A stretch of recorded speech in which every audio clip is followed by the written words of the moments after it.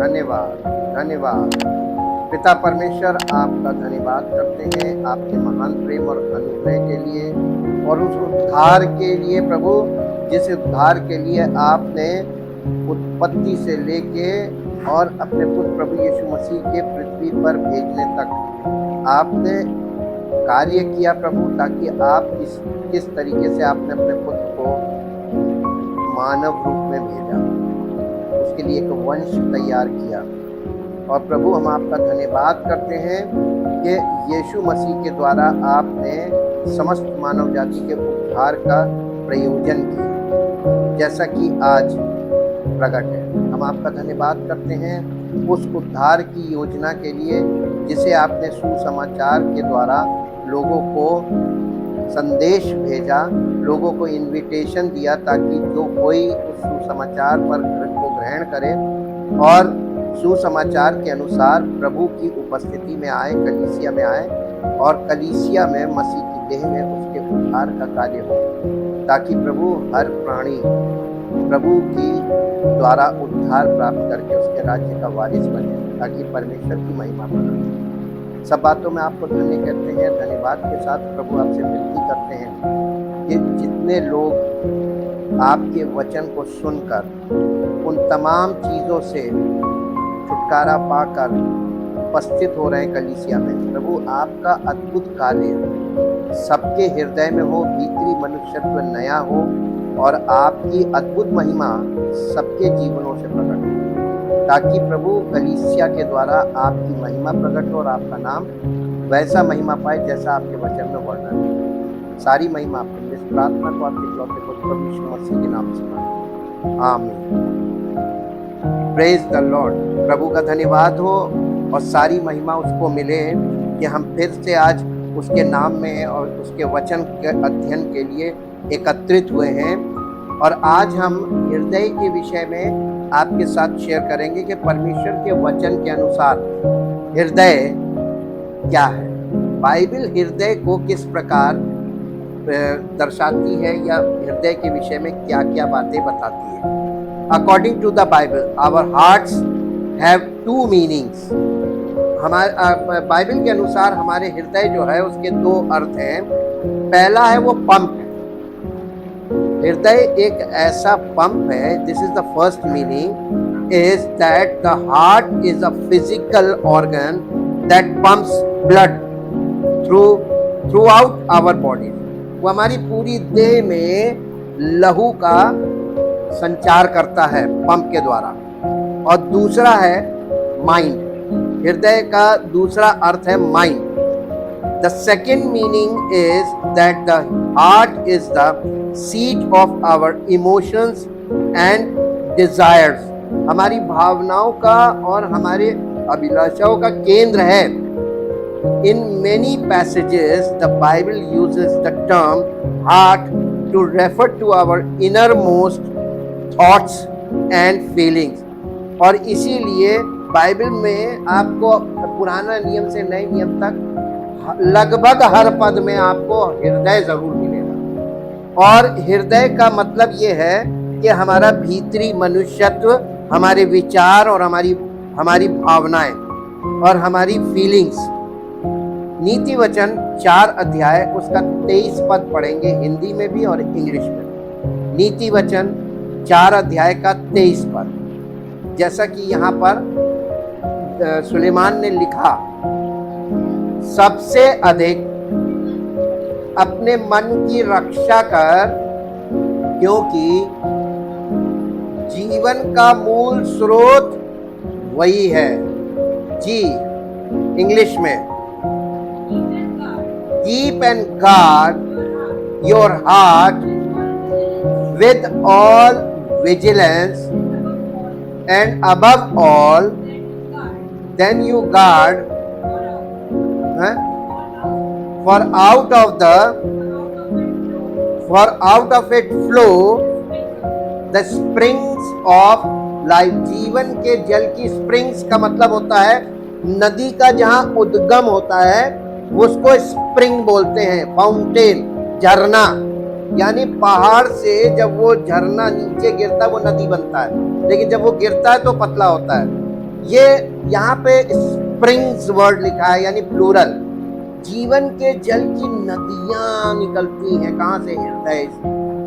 लेकिन वो कौन सा जीवन, किस प्रकार का जीवन, तरह तरह का जीवन।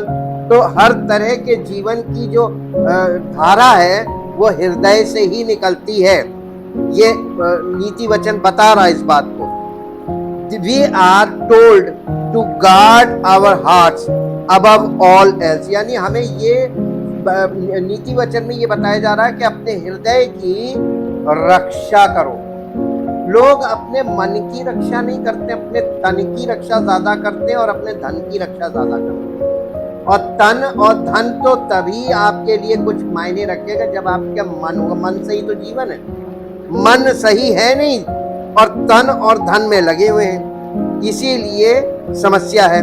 For they determine the course of our life, यानी ये जो हृदय है ये हमारे जीवन की दिशा निर्धारित करता है। आपके विचारधारा के अनुसार ही आपका जीवन होगा और आपकी पहचान आपकी विचारधारा ही होगी, उसी से आप पहचाने जाएंगे। ये this words suggest that our hearts play a central role in shaping who we are and how we live.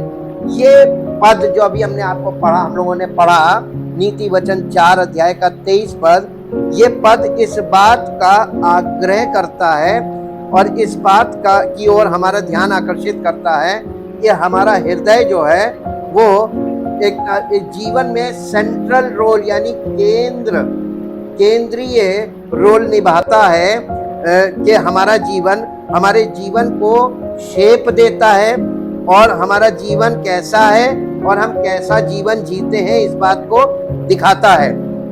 In addition, the Bible often uses the term heart to refer to our spiritual condition. इसी के साथ साथ Bible हृदय को इसलिए भी इस्तेमाल करती है क्योंकि हृदय हमारी आत्मिक दशा को भी प्रकट करता है, जैसा कि मत्ती रचित सुसमाचार उसका 5 अध्याय और उसका 8 पद हिंदी में भी पढ़ेंगे और इंग्लिश में भी पढ़ेंगे। मैथ्यू चैप्टर 5 वर्स 8, मत्ती रचित सुसमाचार 5 अध्याय का 8 पद।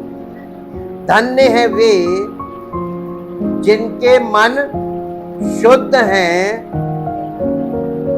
क्योंकि वे परमेश्वर को देखेंगे। कौन देखेगा? जिनके मन शुद्ध हैं। अब आप ये बताइए, इसका उल्टा देखिए, कोई परमेश्वर को इसलिए नहीं देख पा रहा क्योंकि किसी का मन शुद्ध है, किसी का हृदय शुद्ध नहीं है। इंग्लिश में blessed, happy, enviably fortunate and spiritually prosperous, possessing the happiness produced by the experience of God's favor and especially conditioned by the revelation of His grace, regardless of their outward conditions, are the pure in heart, for they shall see God. जो परमेश्वर के प्रकाशनों के द्वारा शुद्ध किया जाएगा जिसका हृदय, वो परमेश्वर को देखेगा। या इंग्लिश में बहुत अच्छा डिटेल में क्लियर किया हुआ है। This verse suggests that our hearts play a key role in our relationship with God. ये पद इस बात को स्पष्ट करता है कि हमारा हृदय हम जीवन के लिए, स्पिरिचुअल लाइफ के लिए की रोल निभाता। की रोल का मतलब समझते हैं? की रोल का मतलब है मुख्य भूमिका। की रोल आपने सुना होगा, ही इज अ की पर्सन ऑफ द कंपनी। ये कंपनी का मुख्य व्यक्ति है। जो मुख्य व्यक्ति होता है उसको की पर्सन बोलते हैं। की पर्सन और की रोल, उसका की रोल होता है, इसीलिए मुख्य व्यक्ति का। Ultimate, the Bible teaches us that our hearts are important both physically and spiritually. इसलिए बाइबल इस बात को बताती है कि हमारा हृदय बहुत महत्वपूर्ण है, फिजिकली भी और स्पिरिचुअली भी, दोनों कंडीशन में। और अगर फिजिकली हम जरा सा भी गड़बड़ी करेंगे हृदय को लेकर तो स्पिरिचुअल लाइफ तो भूल ही जाइए, क्योंकि फिजिकली अगर आप अलाइव नहीं रहेंगे तो स्पिरिचुअल हो ही नहीं सकते। इसलिए ये दोनों मायनों में बहुत महत्वपूर्ण है, फिजिकली भी और स्पिरिचुअली भी। We must take care of both dimensions of our hearts if we want to live here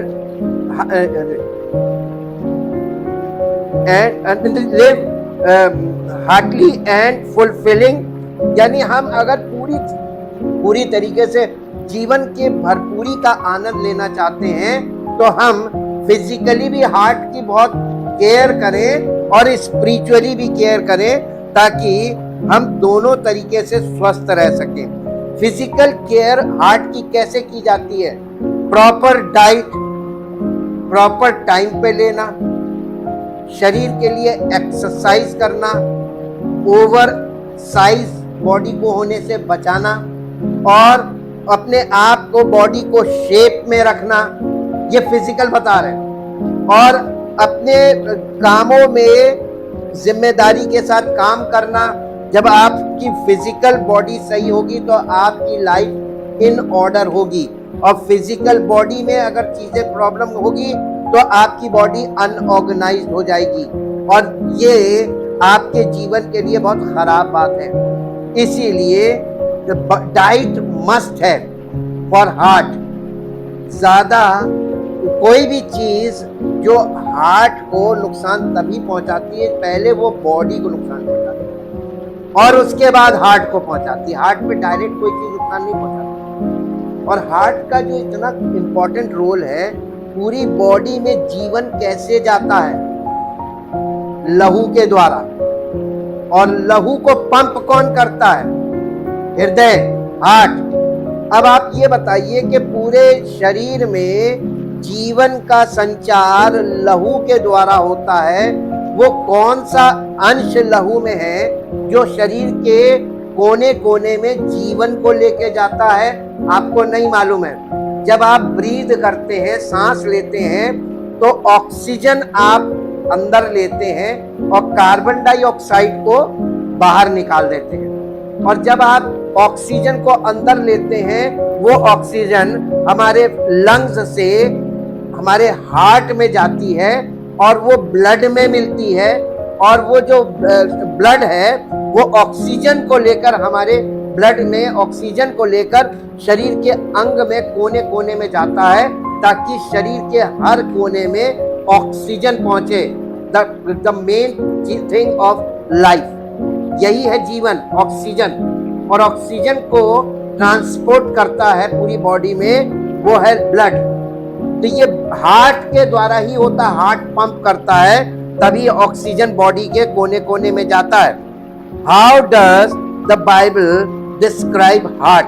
Bible हृदय के विषय को, हृदय को किस प्रकार परिभाषित करती है?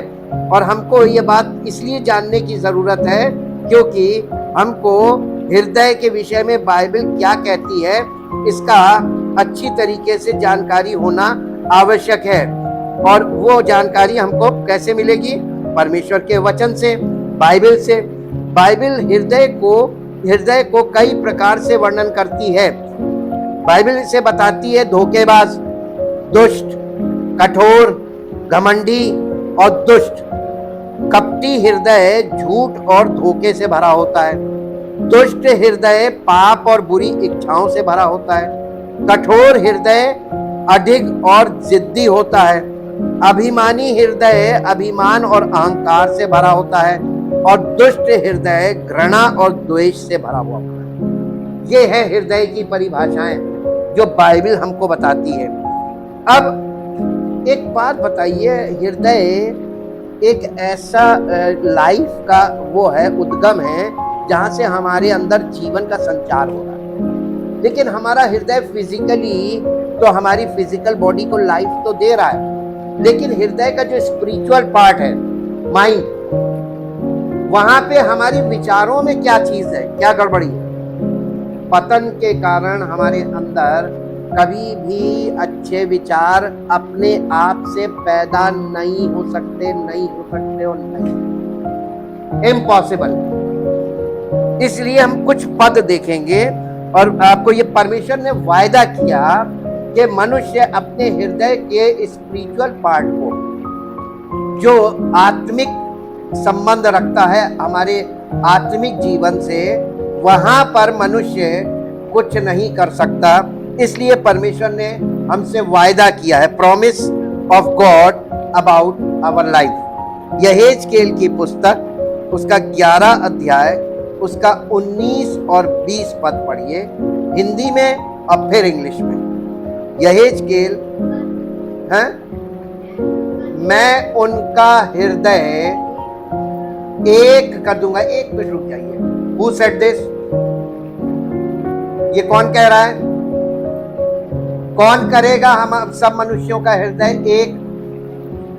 लेकिन परमेश्वर पूरी दुनिया के लोगों का हृदय और किसी एक देश के लोगों का हृदय एक करने की बात नहीं करता। यहां पर आप यूनिवर्सल, इस बात को यूनिवर्सली मत देखिए, ये यूनिवर्सली कभी नहीं होगा। ये परमेश्वर जो कह रहा है मैं उनका हृदय एक कर दूंगा, इसका मतलब आप बताइए क्या है? किनका हृदय एक कर देगा? ग्लोबली तो ये संभव है नहीं, और नेशनल रूप में भी संभव नहीं है कि एक देश के लोगों का दिल एक हो जाएगा ना, नहीं हो सकता। तो ये किन लोगों के लिए कह रहा है मैं उनका हृदय एक कर दूंगा? हाँ, कलीसिया में परमेश्वर सबका हृदय एक करने की वायदा कर रहा है जी। आगे, और उनके भीतर नई आत्मा उत्पन्न करूंगा और उनकी देह में से पत्थर का सा हृदय निकालकर उन्हें मांस का हृदय दूंगा, जिससे वे मेरी विधियों पर कैसे चले? नित्य का मतलब क्या?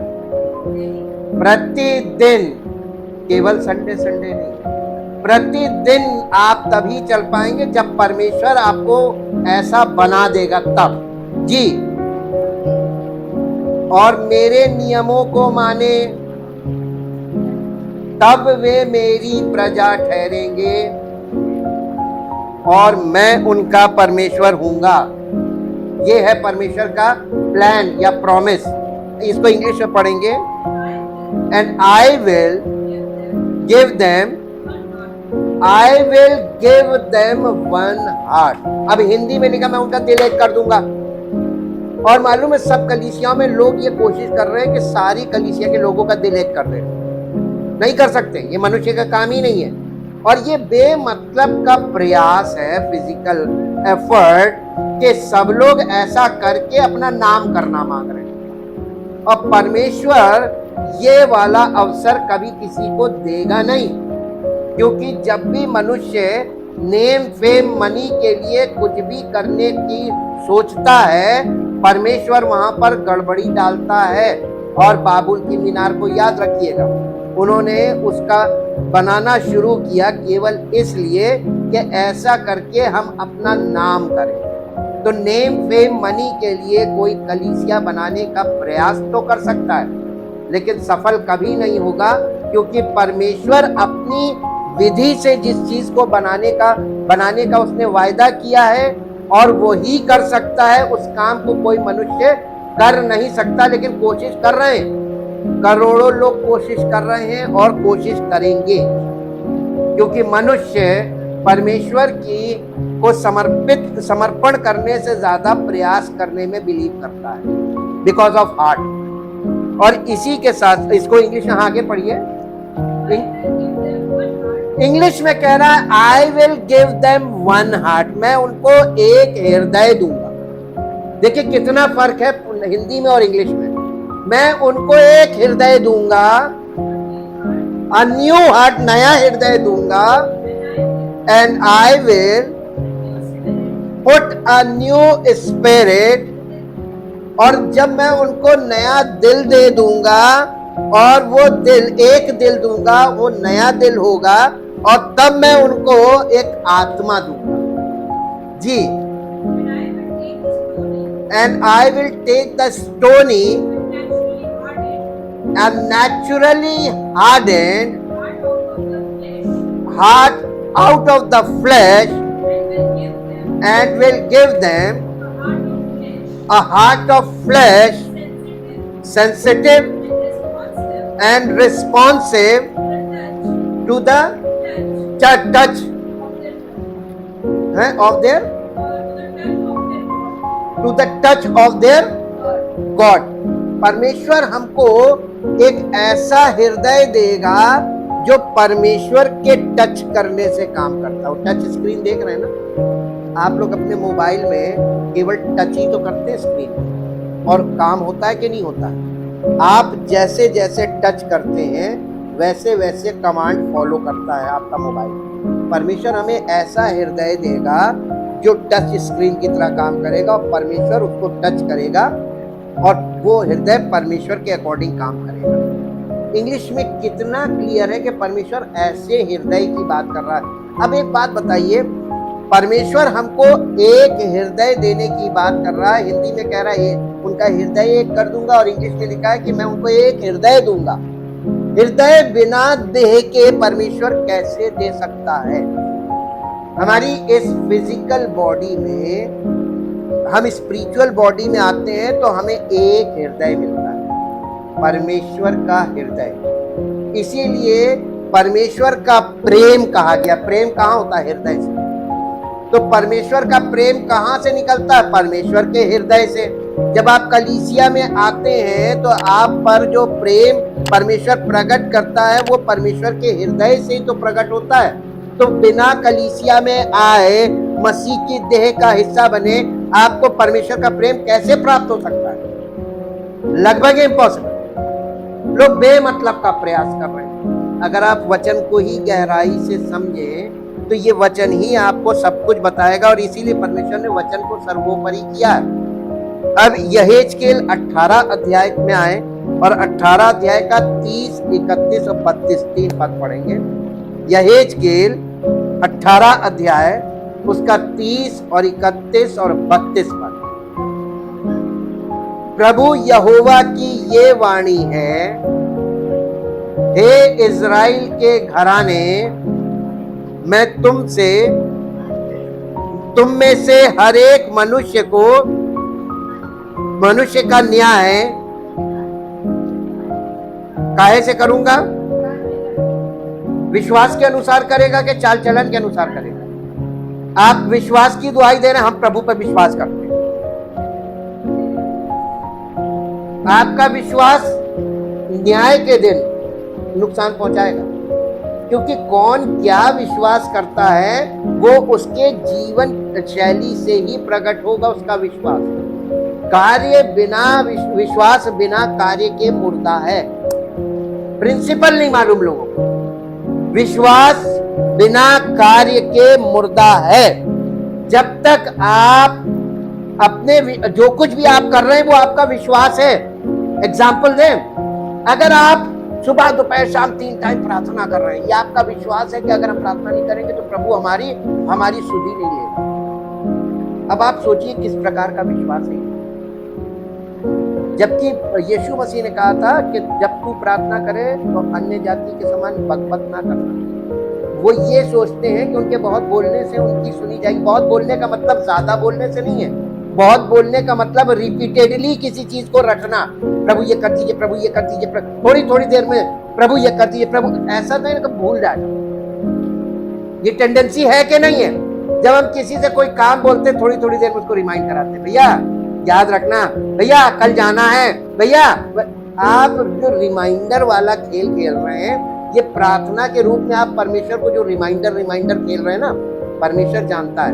और ये एक प्रकार का विश्वास की कमी को दिखाता है।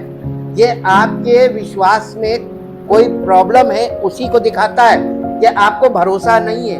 अरे जो बिन मांगे सब कुछ देने का वायदा कर रहा है तुम कंडीशन पूरी करो, परमेश्वर की इच्छा और योजना में चलो, वो सारी चीजों की पूर्ति करेगा। इसीलिए यीशु मसीह ने कहा था, पहले तुम उसके राज्य और धार्मिकता की खोज करो, बाकी सब चीजें आपसे आप तुम्हें मिलने लगेगी। तो मांगने को क्यों नहीं बोला? और सब लोग मांगने में लगे। ये कंडीशन ये हार्ट से ही होता है जी। अपने सब अपराधों को जो तुमने किए हैं दूर करो, अपना मन और अपनी आत्मा बदल डालो। देखिए, मन अगर आत्मा तभी बदलेगी जब मन बदलेगा। मन के साथ आत्मा, तो आप एक चीज देखिए, हार्ट और स्पिरिट कनेक्टेड आ रहा है। हम आपको बहुत गहरी चीज दिखाने जा रहे हैं। यह आत्मा और कुछ नहीं है, ये हृदय का भाव, यही आत्मा है। अगर आप बाइबल को एकदम गहराई में जाके देखें और अपने हृदय में गहराई में जाके देखें, आपको पता चलेगा वचन आप ही को प्रकट कर रहा है। ये हमारा प्रकटीकरण है। बाइबल जो हृदय की स्थिति बता रही है, हमारे हृदय का प्रकटीकरण है, और यही हमारा हृदय है वास्तविक रूप में, और यही वास्तविक हम हैं, और यही हमारी विचारधारा है, और यही हमारे अंदर होठ है। लोग विश्वास की दुहाई बहुत देते हैं, लेकिन विश्वास योग्यता से साबित होगा, ना कि ये कहने से कि हम विश्वास करते हैं। बस विश्वास कार्य बिना मुर्दा है, कार्य के द्वारा प्रकट होता। अब्राहम ने, जब परमेश्वर ने कहा कि अपना बेटा मुझे बलि कर दे, तो अब्राहम प्रैक्टिकली अपने बेटे को, जवान बेटा था 30 साल के लगभग, उसको ले गया और ले जाके छुरी से उसको बलि करने लगा, बिल्कुल सीरियस। और तब तक उसको ये नहीं मालूम था कि परमेश्वर, ये यानी परमेश्वर जो मुझसे कह रहा है ये ऐसे ही है, परमेश्वर ऐसा नहीं करने देगा। वो सीरियसली कर रहा था। जब परमेश्वर ने देखा ये वाकई में मेरे साथ गंभीर है, मेरी एक बात को ये गंभीरता से मानने को तैयार, अपना बेटा बलि करने को तैयार है, तो उसी समय परमेश्वर ने स्वर्गदूत के द्वारा उसको छुरी चलाने से रोक दिया। और इस बात को, जो विश्वास उसने परमेश्वर पर किया था, उसकी विश्वास की धार्मिकता की छाप हो गई, प्रूव्ड हो गया। और इसीलिए लिखा है कि कार्य बिना विश्वास मुर्दा है। और अब्राहम ने प्रैक्टिकली ये प्रूव किया कि वो वाकई में परमेश्वर से प्यार करता है और उस बच्चे को बलिदान कर रहा था। ये है विश्वास जी। हे इज़राइल के घराने, तुम क्यों मरो? क्योंकि प्रभु यहोवा की ये वाणी है, जो मरे, परमेश्वर किसी की मृत्यु से प्रसन्न नहीं होता है, अगर हाँ, बल्कि वो इस बात से प्रसन्न होता है जी, इसीलिए पश्चाताप करो। अब आपको ये बताइए, जीवित रहने के लिए उसने क्या कहा? और इंसान पश्चाताप ना करने के कितने तर्क रखता है।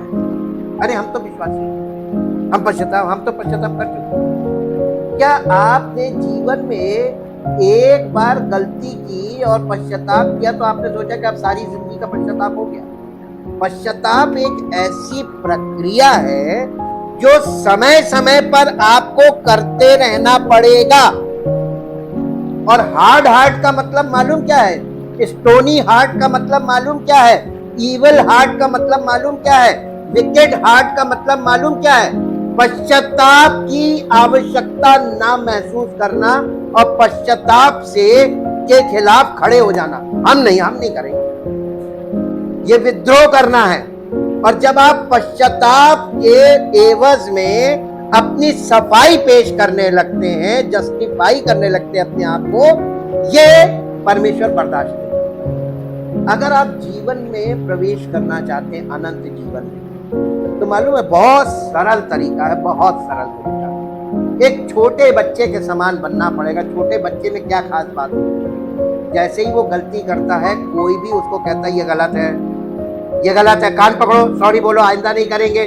हालांकि वो कान पकड़ के कह तो देता है कि नहीं करेंगे, थोड़ी देर बाद फिर करता है। ये एडमिक नेचर है। चाहे वो बच्चा हो, वो बच्चा ही बड़ा हो के हम बने ना, हम भी बच्चे थे, हम भी ऐसे ही करते थे। और आज हम बड़े हो गए तो क्या हमने वो हरकत छोड़ दी? हमारा स्वभाव खत्म हो गया। हाँ, अब वो स्वभाव थोड़ा मैच्योर हो गया है।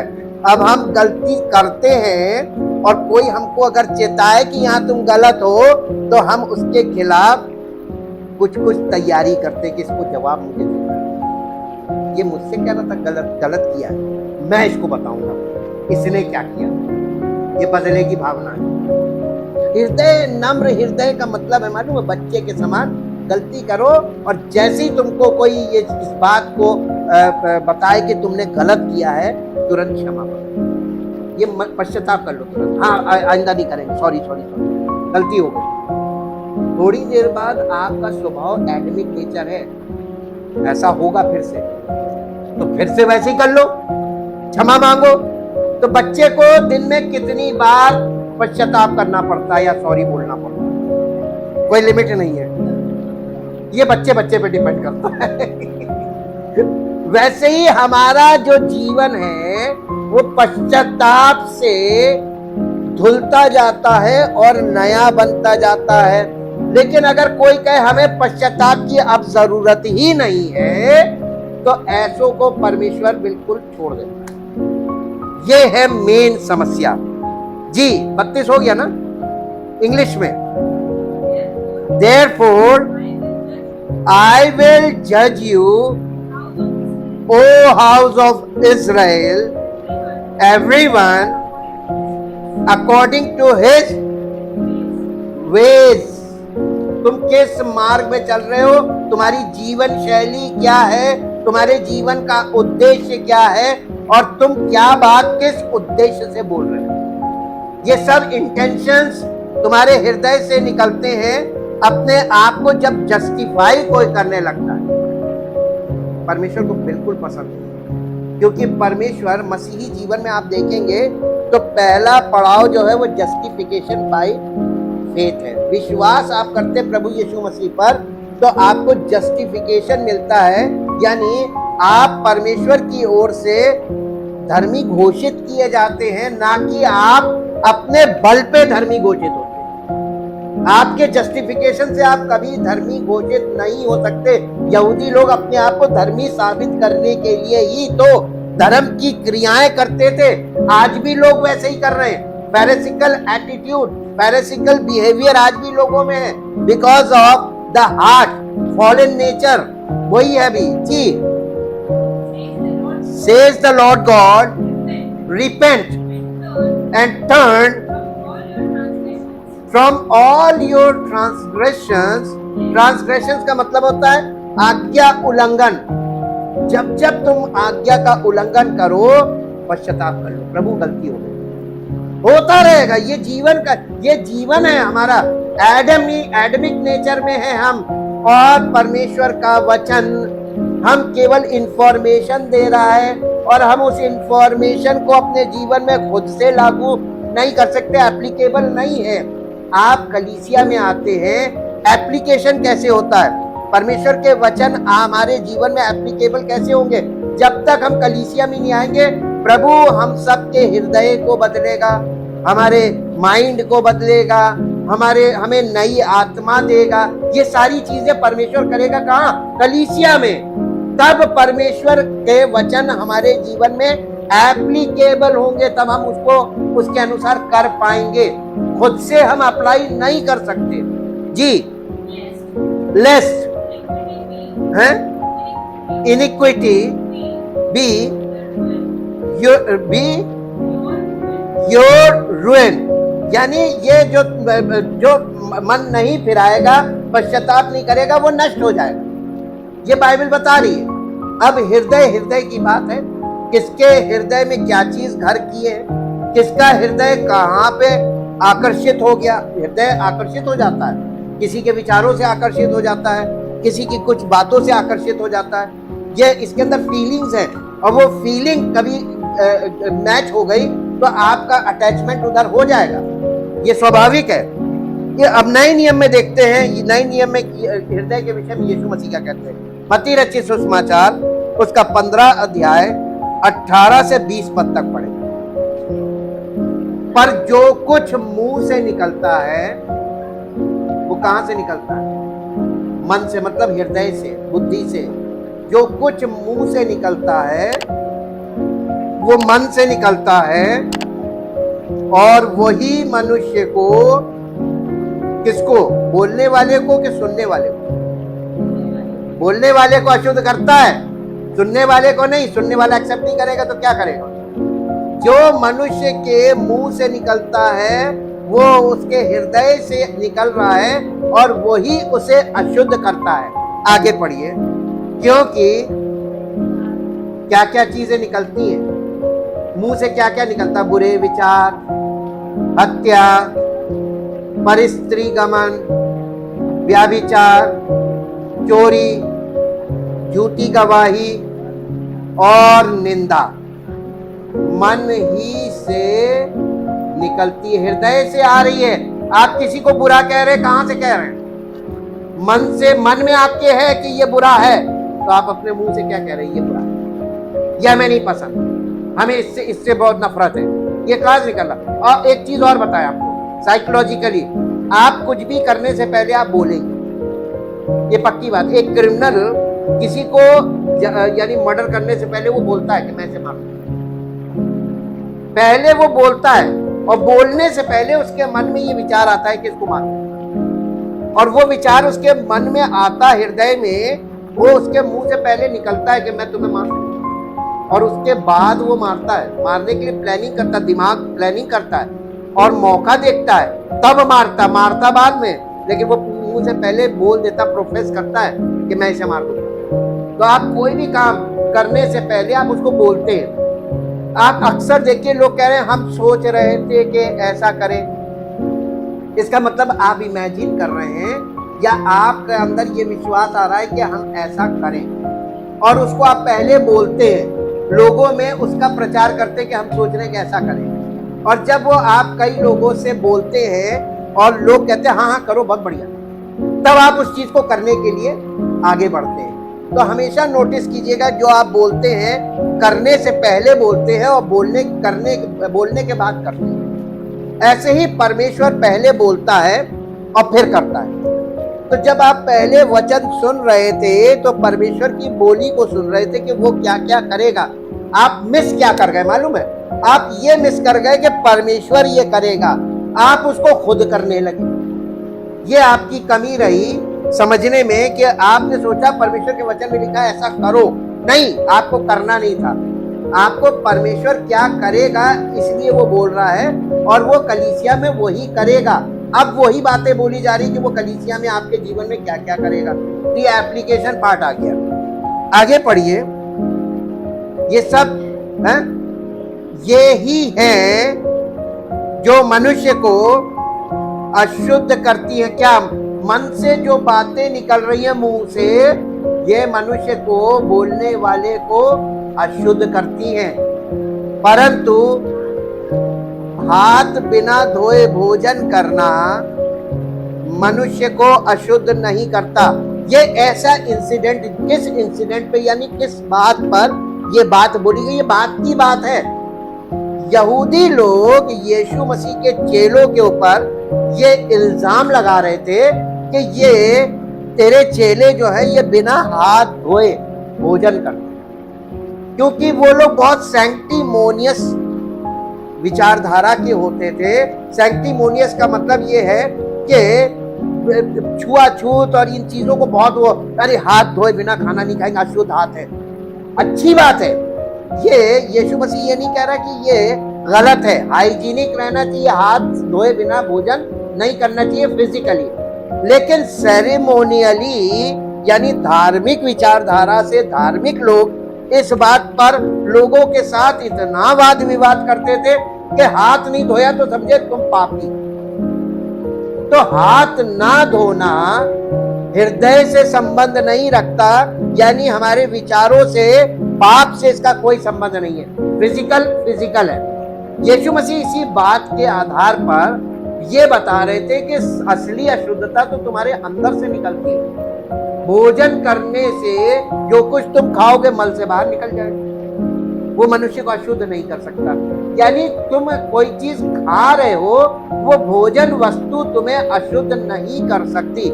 इसमें उसने भोजन के विषय में भी एक पॉइंट क्लियर कर दिया कि किसी भी प्रकार का भोजन आप करें वो अशुद्ध नहीं करता। यानी भोजन करने से कोई शुद्ध अशुद्ध का मतलब नहीं। शुद्ध अशुद्ध का मतलब हमारे हृदय और हमारे विचारों से। ये पॉइंट यहाँ पर उसने क्लियर किया ताकि लोगों को ये समझ में आए कि शुद्धता का संबंध यानी स्पिरिचुअली क्या है।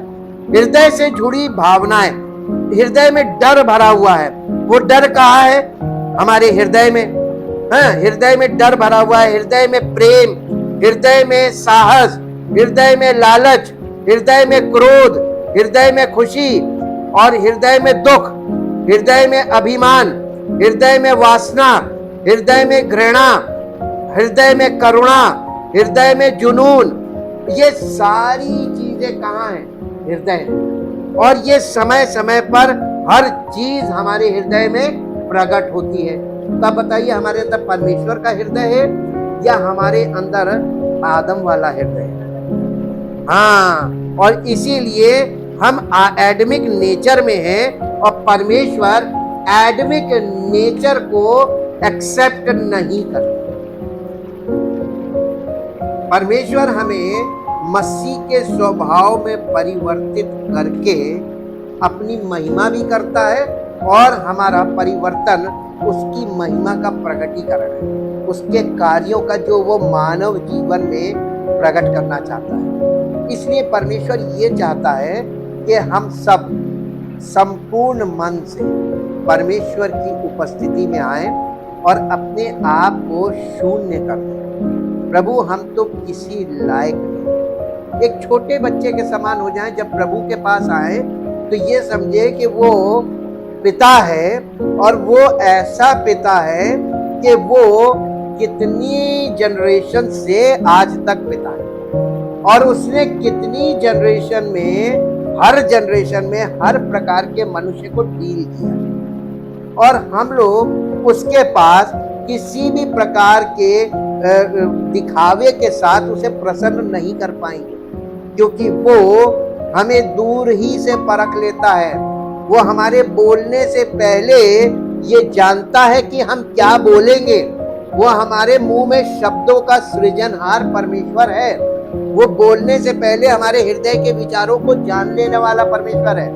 आप उसके सामने जो कुछ भी करते हैं उसके करने से अच्छा है कि आप उसके सामने शून्य हो और कहे प्रभु हमें कुछ नहीं आता, हम आपके पास आए हैं ताकि हमको आप नया बनाइए। जब आप उसको अलाउ करेंगे कि वो आपको नया बनाए तो वो आपको नया बनाएगा। क्या हमें कलीसिया में आके परमेश्वर के सामने समर्पित भाव से आकर ये नहीं कहना चाहिए कि प्रभु आज हम फिर से आए? हफ्ते का जो एक संडे निकला उसके बाद दूसरा संडे, तो एक संडे से दूसरे संडे में जो सेकंड संडे आता है तो कितने दिन होते हैं? काउंट करके देखिए, संडे से काउंट कीजिए कितने दिन होते हैं? नहीं ना, फिर से काउंट कीजिए। जब आप एक संडे को आए उसके बाद जब दूसरे संडे को आए तो 8वां दिन, और हर 8वें दिन पे आप आ रहे। 8 number is the number of new beginning. परमेश्वर ये नहीं कहता है कि तुम हाथ जोड़ के माफी मांगो। किससे मांगो? गलती को एक्सेप्ट कर लेना, अपने आप में चेत जाना और अपनी गलती में से अपने आप को शून्य कर देना। प्रभु हम पश्चाताप करके आए हैं कि प्रभु हम कुछ भी नहीं है, हम आपके पास आए हैं, हमें आप अपने योग्य जो आप बनाना चाहते वो बनाइए। हम आपकी सृष्टि बनना मांगते जो आप हमें बनाए। हम कुछ नहीं है, हम शून्य हैं आपके सामने। अपने आप को शून्य करके तो देखिए, जब आप अपने आप को शून्य करेंगे तभी वो आपको कुछ बनाएगा।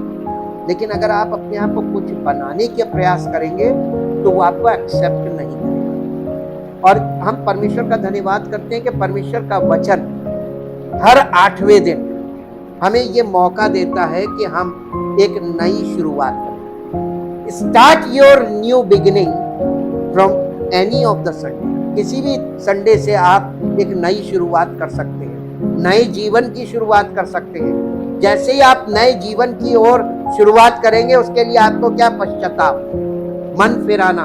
और जब आप मन फिरा कर आएंगे, सही हार्ट कंडीशन में आएंगे, प्रभु हम तो एक छोटे बच्चे के समान आए, हमें कुछ नहीं आता, हम निर्बुद्धि होकर आए प्रभु, हम निर्धन बन के आए प्रभु, हम निर्धन हैं। आत्मिक तौर पर हम सब निर्धन ही हैं, और हम आत्मिक तौर पर हम सब निर्बुद्धि ही हैं प्रभु, हम किसी लायक नहीं। आप नए नियम में गुड न्यूज देखिए, वो ऐसों को ही अपनी महिमा के लिए इस्तेमाल करता है। लेकिन आप अपने आप को शून्य करेंगे तभी तो वो आपका इस्तेमाल करेगा। लेकिन अगर आप खुद ही कुछ करने का प्रयास करेंगे तो वो आपको छोड़ देगा। परम पिता परमेश्वर, हृदय से आपका धन्यवाद करते हैं। आपके वचन हमारे हृदय में अंदर उतर जाए, हमारे हृदय को हिला के रखें, ताकि प्रभु हम इस बात का एहसास करें, इस बात का को रियलाइज करें कि हम जो अपने आप को सोच रहे हैं, वो सोच रहे हैं जो हम नहीं और हो भी नहीं सकते। हम प्रभु आपके सामने इस बात का पश्चाताप करते हैं कि प्रभु हम कुछ भी नहीं हैं, हम तो केवल एक शरीर का शारीरिक मनुष्य हैं जो केवल सांस लेना और इस पृथ्वी पर चलना फिरना जानता है। हम इस संसार की रीति विधि तो जानते हैं, लेकिन हमें ये नहीं मालूम प्रभु कि आप हमारे जीवन में किस प्रकार कार्य करते हैं। लेकिन हम इस बात के लिए धन्यवाद करते हैं कि हमको जीवन में आपने ये सुअवसर दिया कि हम कलीसिया में आकर आपकी उपस्थिति में उपस्थित होकर इस बात को मान लें कि हम कुछ भी नहीं, हम शून्य हैं, ताकि आपकी महिमा प्रकट हो और आपका नाम हो। सारी महिमा आपको। इस प्रार्थना को आप आपके इकलौते पुत्र प्रभु यीशु मसीह का आमीन। Praise the Lord. परमेश्वर आपको